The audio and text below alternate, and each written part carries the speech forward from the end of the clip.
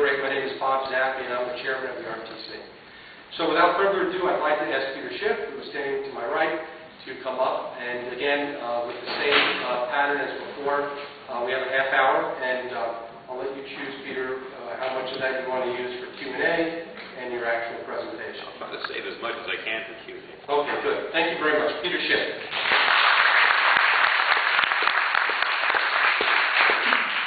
So let me just tell you a little bit about me and why I'm running, and then I'll take your questions on where I stand on the various issues and why I feel I'm the best candidate to run as a Republican. Now, I was born here in Connecticut. I was born in New Haven. I didn't grow up here. We moved around. I lived in the city for a while. I moved out to the West Coast. I graduated from high school in Southern California. I went to college up in Berkeley. I was always very active in an early age as a Republican. I was a very big Ronald Reagan supporter. I voted for him a couple times, and I had a life-size picture of Ronald Reagan in my dorm room, which didn't win me any points when I would bring girls up there, up in Berkeley. But anyway, I got out of college, and I got into the financial industry. I worked for a couple of small firms originally, and then I ended up at a major wirehouse, a major Wall Street firm that recently went bankrupt and was not bailed out.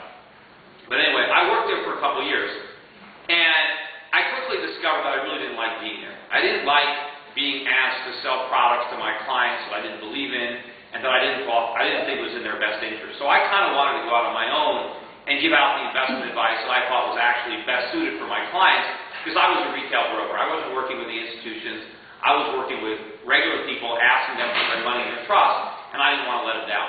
So I went out on my own, and I started working. I lived in a one-bedroom apartment in downtown Los Angeles, and I started, working from my living room. And I cold called. You don't know what that is. You pick up the phone and you dial people. And what really got my interest was the NASDAQ bubble. In the late 90s, 1998, 99, I became convinced that there was this gigantic bubble in the internet and the tech stocks, and that people were going to lose a lot of money. So I was cold calling people, warning them about what was going to happen to the NASDAQ and the tech stocks. Most people didn't listen to me. I argued with people. I tried to convince them to sell their stocks. A few people listened, and they opened up accounts with me, and I put them in more traditional investments, better value, better dividends. When the NASDAQ bubble burst, in 2000, I had a long list of people I had been calling for 2 years, warning about the crisis, and they were great prospects. And when I started calling them, I got a lot of accounts. And that's when my business really started to take off, kind of mid to late 2000. Fast forward to where I am now, I now have better than 100 employees working for me. I have 6 offices around the country. My headquarters is here in Westport. I have about $2 billion in customer accounts, spread about 15,000 customers. I'm involved in asset management, investment banking, a retail brokerage, research. And I think what's interesting, or the most compelling about my background and my experience, is not only am I an entrepreneur, not only did I start a business from scratch, and I started a business that's very highly regulated. In fact, the regulation that has increased in the securities industry over the years, if the regulation that existed today existed when I got started, I never could have done it. I never could have got off on my own. I now have 7 employees that do nothing but comply with government rules and regulations. If I didn't have those 7 employees, I'd probably have another 50 or 100 employees that were actually productive.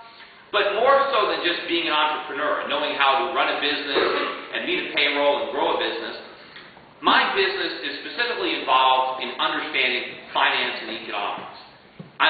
Day-to-day, I am looking at capital markets, investment markets. I am looking at government. I am looking at how government policy, how taxes, how regulations, how monetary policy either engender or hamper economic growth. And I'm looking at the effects of government policy on economic performance.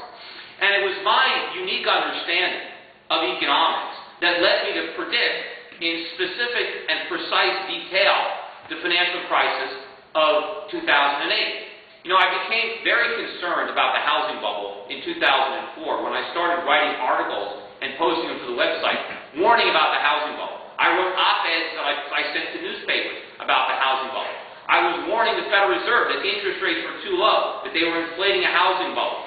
that Fannie and Freddie were guaranteeing mortgages that I knew were never going to survive, and that they were endangering our entire financial system with this housing bubble. I became so alarmed that I actually wrote a book for most of 2006 that came out in February of 2007 called Crash Proof: How to Profit from the Coming Economic Collapse, in which I laid out cold exactly what was going to happen. And I started going on television to warn anybody who would listen to me what we were doing wrong and what the consequences were. I started going on CNBC in 2005, and I became a regular. I was on about once a week. I was on Fox News. I was on the weekend shows all the time. I was doing CNN. I was doing Bloomberg. I was on television every week for years. And CNBC started calling me Dr. Doom because of the things that I was saying. Everybody thought it was impossible.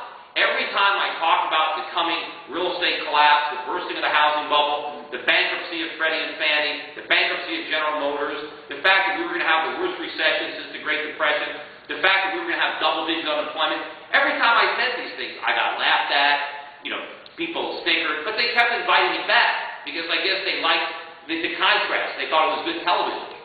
But anyway, eventually all my predictions came true, and when that happened, I developed kind of a following on the internet because a lot of people had recorded the things that I said, my television appearances, and put them on the internet. In fact, somebody put out a video called Peter Schiff Was Right, in which it featured a few of my Fox News appearances and one of the CNBC appearances.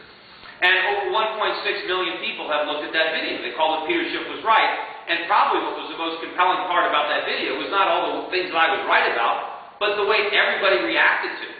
The way everybody said that I was crazy, that none of this could possibly happen. And the reason I point this out to you now is because I think it gives me a lot of credibility, because I was able to predict what nobody else in my industry could see coming, or very few people, and certainly not a single person in government saw this coming.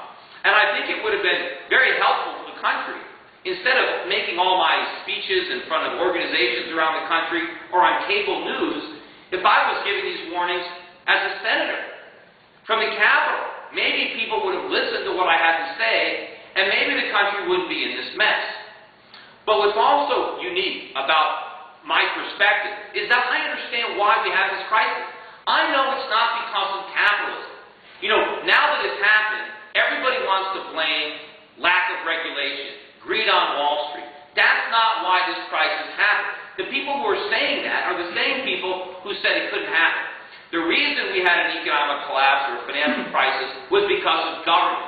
Government regulation did it. The Federal Reserve did it. The free market never would have done this. The free market would have prevented this from happening. It was government distortion. It was government-created moral hazard. It was artificially low interest rates. It was government-guaranteed mortgages.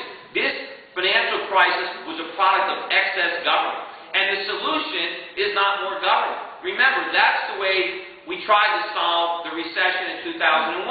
We stimulated the economy in the aftermath of the recession that resulted from the bursting of the technology bubble. And that's why we had the economic crisis. It was the government stimulus that did it, because the stimulus was constant.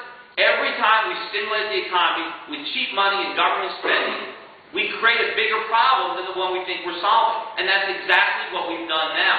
And I am convinced, and even more so than before, that the real economic crisis is not in our past, but in our future. It's going to hit maybe as early as 2010, but certainly by 2011 or 2012. We will be in the midst of a far deeper economic crisis. We're going to have a currency crisis where the value of the dollar plunges. And when that happens, consumer prices and interest rates are going to go ballistic in this country. And we're going to have runaway inflation, sky-high interest rates, and much more unemployment than we have right now.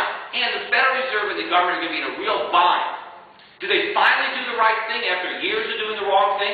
Are they going to let financial institutions that they bailed out fail again and let them fail? Are they going to let housing prices fall to market levels? They just raise taxes. They can never fail. So we have to leave it to the market, not to government. As far as